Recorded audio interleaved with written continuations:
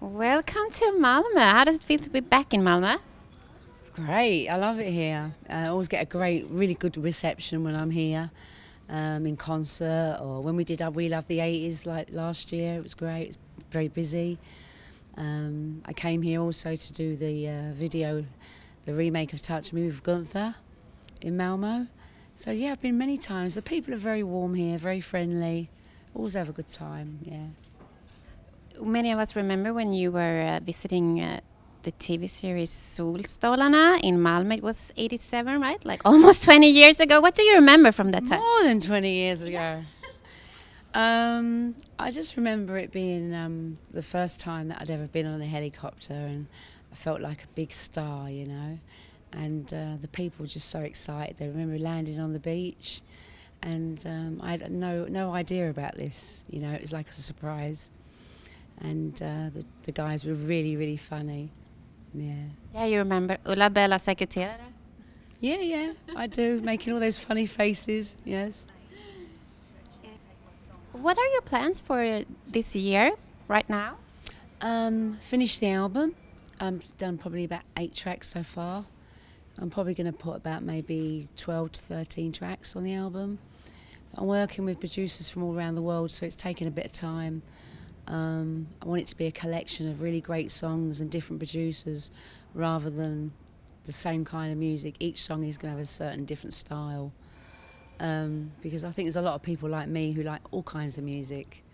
So it's an experimenting album, but with an 80s twist, because the 80s, I feel, musically is still the best time. The melodies were so fantastic. The songs always had a story. They always meant something to you. And it was a fun time for music. It was when everybody started to use, you know, computers and synthesizers, and music went in a different direction. And if you listen to a lot of songs now by a lot of young performers, they're sampling a lot of hits from the 80s. So the new generation, the younger people, they love this kind of music. So I'm working with writers who had many big hits in the 80s, like Ricky Wilde, Kim Wilde's brother. I wrote a song with Steve Strange from Visage, who recently died. I'm working with Ian Masterson, who did a lot of hits for Britney and Kylie Minogue, Boy George. So a great collection of people who were very big in the 80s to give it that kind of sound. And the words, I write most of the lyrics are about my life, and which is, this year is 30 years of, no, right now March is 30 years the release of Touch Me.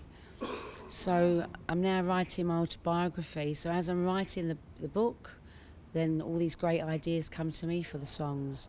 So when you read the book, you can identify with the album.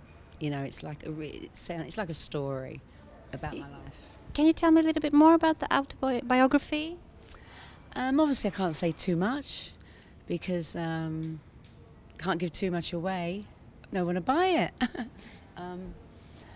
It's wow. I mean, many people write books after 5 years of being famous, but I've been famous for 30 years as a singer, and before that, 3.5 years as a model. So since 16 I've been in the business, so it's going to be a big book, and it's going to be so big I'm thinking of doing part 1, part 2, part 3, because I've done so much in those 33 years, you know. Yeah. So how does it feel to be thinking about everything again? It's almost like I've never been to a psychiatrist or a counsellor, but it's almost like going to one, because you delve back into your life and so many memories come flooding back, and the good times, the bad, you know, the sad times, like everybody's life. We all have good times and sad times. It's very truthful, it comes from my heart, and it's also very funny.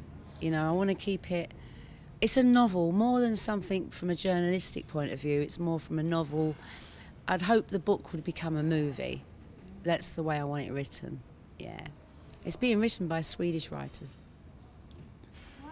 Yeah. Is it a couple? I heard a rumor. Yeah, 2 guys. I need 2 guys because one has to go through all the press cuttings and the VHSs to get all the questions right, and the other one will sit and talk to me I did try to write the book alone, but it was just so difficult, you know. But I'm very lucky that I kept all my press cuttings since 1983. So my loft is full of press cuttings. And the writers, they came to London and they were so impressed by this because it helps a lot. Because when they ask me a question, oh, what year did you date Paul Stanley? Or when did you live in America? What year was that? And when did you live in Spain? I'm like, hang on, was it 92? Was it 93? Hang on, I just go in the books, 1993. And then I know, you know what I mean? Yeah. So I'm so thankful I did this, yeah. Also, you're turning 50 soon this year. What does it feel like? I don't know, have a feel. Feels great. Are you excited? How are you going to celebrate? Yeah, I'm going to celebrate. I think it's, a lot of people, they think, oh my God, 50. But to me, age is a number. In my heart, in my mind, I feel about 16, 17. But still, what's the biggest difference between the 16-year-old Samantha and the 50-year-old Samantha? Obviously now I'm much more worldly wise. I'm a woman now, not a girl. I can make a lot of my own decisions now. And I know myself. It's like I know where I want to go, what I want to do, what I want to wear, what job I want to do, what I don't want to do, what countries I want to go to, what I don't want to go. You know, my decisions now are pretty... When you're younger, it's very hard to make those kind of decisions. But when you get older, you learn so much, you know, especially me. I've travelled the world back and back again, round and round. So you learn so much. How has it affected you to become worldwide celebrity at such a young age? I don't think it's affected me at all, really. I think most people watching this interview would probably think I'm quite a normal person. I don't think it's changed me because it was always a dream of mine growing up. I went to stage school, went to 2 different stage schools. I learned to sing and dance at a very young age, and I mixed with a lot of adults. So I became quite worldly wise very young. Yeah. What can we... I just think the only way I've changed is I've just got older and wiser, that's all. And a bit more sensible. What can we expect from you on the sci-fi event? We can just meet my fans, which is a great opportunity because you do lots of concerts and you don't always get to meet them. So what's so great is many of the fans have waited maybe 20 years, 30 years to meet me, and they bring all their vinyl with them from the 80s or VHS, or just they bring their collection of memorabilia of Samantha Fox, and we get to take pictures together, and they go home very happy. And I also makes me happy because I get to talk to them and ask them, what would you like to see on tour from me? What kind of songs would you like to hear? What's your favourite album? What would you like me to do next? What kind of music do you feel? And you learn a lot from your fans, you know, because they're honest. And they're the people who keep you here. Without them, you're nothing, you know. I read that you're like one of the most photographed person during the 80s. Like, yeah. You're so recognized all over the world. What's it like to just go around? Could you just go out here in Malmö and feel cool? It's a little bit difficult. But people now, I think, because Samantha Fox has been, I talk about her like she's somebody else. Because I'm Sam, really. I'm not joking. I think because people seem like they know me because I've been around for a long time, and people are just really friendly. You know, they used to scream and go mad and go, ah! But now it's like, obviously my fans have got older. They're not teenagers anymore, or like when I was. So people are just very polite and courteous and lovely to meet you and let me have a selfie, and yeah, it's fine. But you had this not so nice experience when you were in Lönsboda in Skåne 2001, I think. Do you remember when you were on the stage and someone in the audience kind of grabbed you? Do you remember that incident? Where? In Lönsboda. Where's that? How long ago are you talking about?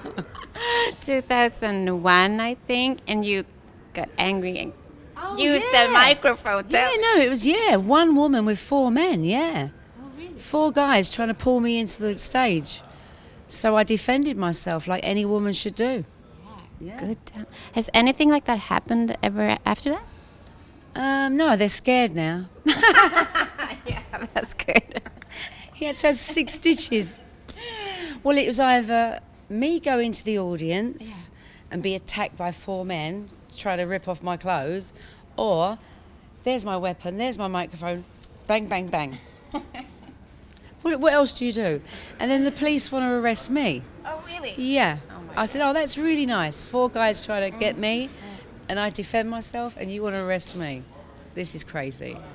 No, in Norway once, I remember picking up my water and going, cheers, or skål, or something like this, and this guy threw a big bottle of vodka like this, and it just missed my face and cut all my arm like this. Really? Yeah. I think every time you go on stage, you always worry a little bit.